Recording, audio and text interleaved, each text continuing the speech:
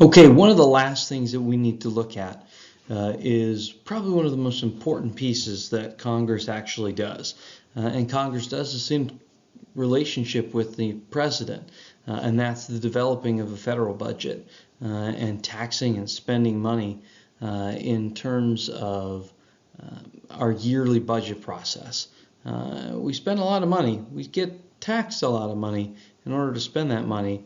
But sometimes we spend way more than we bring in taxes. So we need to look at all of these details in terms of the role Congress plays and how much money is spent in the federal budget process. So let's get started.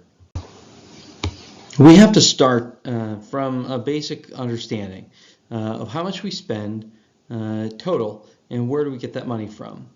If we're looking at how much that we spend, in 2015, the national government spent $3.8 trillion. And these dollars went to three different things: mandatory spending, discretionary spending, and interest on the debt. So mandatory spending, you have no choice. We got to spend it. We have to pay for these projects. We have to pay for these things. Discretionary spending, a smaller chunk of the pie, but this is where we get to make some choices. Sometimes they're really tough political choices. And then the interest on the debt, you don't have a choice on that. We borrowed that money, we got to pay the interest on that.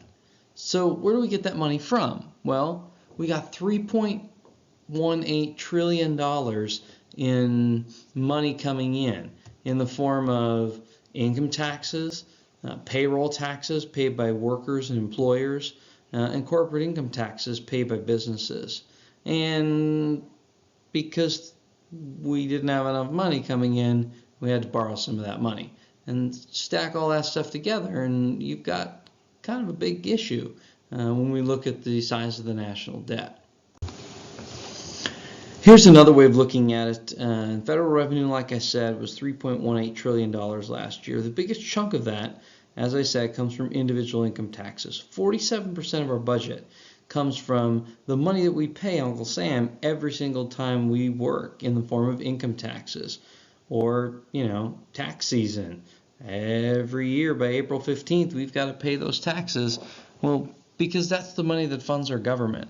So we've got payroll taxes, income taxes, a whole bunch of different other little taxes, but the bulk of it does come from our income taxes. Now, we can also look at kind of the difference in terms of percentage rates and changes between the individual and corporate income tax rate. And this can get pretty challenging, especially when we see that, individual taxes kind of are way up here, but if we look sort of at the general trend line of corporate taxes, it's a big, huge decrease. And this becomes a major political issue where businesses are paying less and less and less comparatively over time than individuals are paying in taxes to the government. So then we have to look at how much we spend, right? I said we spend about $3.8 trillion in 2015. Mandatory spending, 65%. We didn't have a choice. 65% of our spending was already taken care of, and we didn't have a choice on how we can spend that. I'll give you a hint. That number keeps getting bigger and bigger every year. And then interest on the debt. We have no option but to pay that. So a full 71% of our spending last year had to go to things we didn't have a choice on. The little 29% that's left is what we could make choices on. That's where the tough political choices happen. So now let's take a look at the discretionary spending. Remember I said that was about 29% of the total amount that we could spend. Well, that 29% is sliced up as you see it here, right? And the biggest, the single largest expenditure out of that 29% of the pie is military spending. 54% of that 29% is spent on the military. So if I'm doing my quick math, that's what, like 14% is left over for all of the other things. So 14% of our budget is spent on government, education, Medicare and health, veterans benefits, housing and community, international affairs, energy and environment, science, social security and unemployment, and labor, transportation, food and agriculture. 14% is all of the rest of that. We've got a huge set of decisions that need to be made every time we make a budget. When we look at that mandatory spending, the mandatory spending piece is Social Security, 49%, Medicare, 38%, and then all these other pieces kind of sliced up a little bit. So again, when we look at how much we spend, one pie chart tells us a little bit of each piece, but we got to put them all together to see what it really looks like. And when we put it together to see what it really looks like, the total federal spending, when we see what we have a choice on spending, we're really only talking about that piece right there. This is what we can choose to spend on, and we're typically not going to change our military spending over here.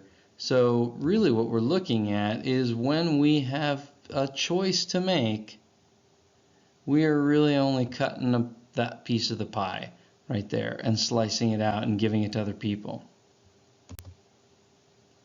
So we get to another big problem now. As you saw at the very beginning, the amount of our spending exceeds the revenue we have. The amount of money we're spending out is greater than the money we're bringing in. And anytime you do that, we got to borrow money to make up the difference. And so the key question is, what happens? Well, what happens is we run an annual budget deficit. So there's been a few times where we've been above the line, but if you take a look, we've typically been below the line. And every year that we are below the line, we start to stack those pieces together. And when we stack all of those pieces together, we start to get what we call our national debt. A deficit is year to year. How much more money are we borrowing than we're spending? The national debt is all of those deficits stacked together plus interest, because we got to pay interest on that too. So like I said, take deficit A plus deficit B plus deficit C plus deficit D, and you add them all together, and that's the credit card balance that we just keep bringing up. We keep paying off one credit card with another credit card and slapping more interest on it. And it's this vicious cycle. What does that vicious cycle look like? Well, it looks like this.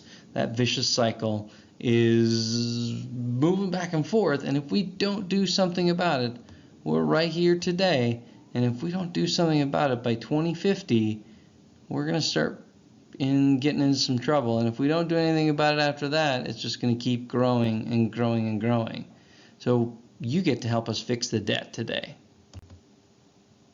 But before we do that, let's have some context, right? $19 trillion.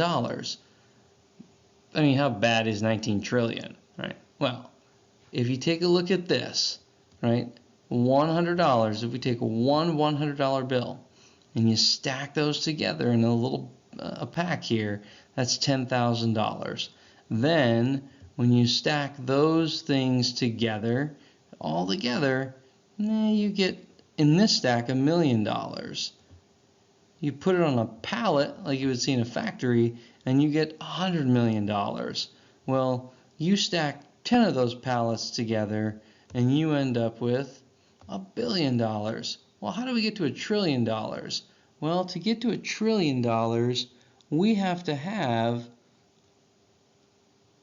essentially these pallets stacked inside of trucks to carry this money around. And that right there, that's the size of a soccer field. Those are the pallets that make up $1 trillion. What about 19, right? That's $19 trillion in $100 bills. That's how much money we owe ourselves and other countries and future generations. We got ourselves a spending problem.